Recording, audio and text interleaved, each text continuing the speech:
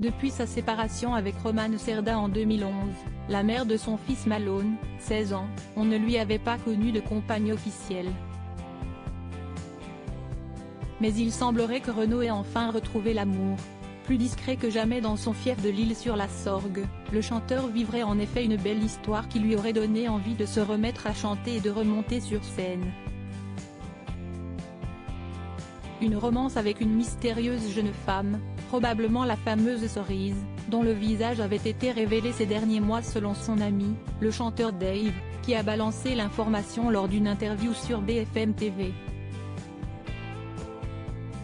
Et il est allé encore plus loin, il a envie de l'épater aussi. Si est ça qui lui a donné envie de montrer qu'il sait le faire et qu'il peut le faire, a-t-il raconté. Une jeune femme qui devrait être dans la salle de son premier show au moins, ce mardi 24 janvier, à Avignon. Et pour elle, il aurait même changé physiquement, se remettant en forme, perdant du poids et se coupant même les cheveux.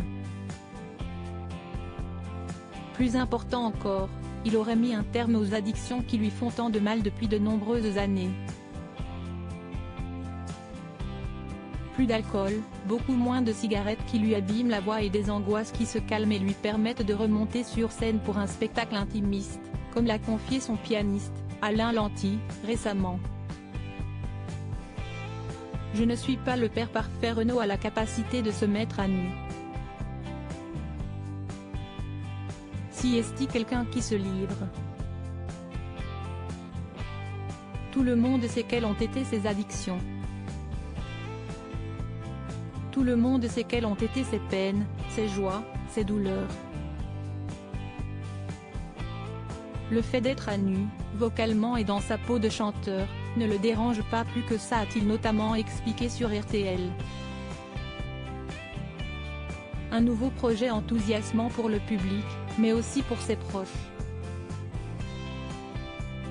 Sa fille Lolita pourrait notamment venir le voir sur plusieurs dates avec sa propre fille Héloïse, 11 ans. En revanche, son fils cadet, Malone, sera peut-être plus difficile à faire venir. Le chanteur avait confié il y a peu que leur relation était difficile. Je ne suis pas le père parfait.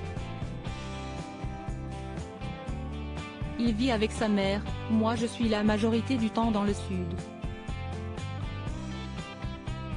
Ça complique les choses entre nous, avait-il expliqué à Paris Match en interview. Pour autant, le jeune garçon écoute les albums de son père et les adore, tout n'est donc pas perdu.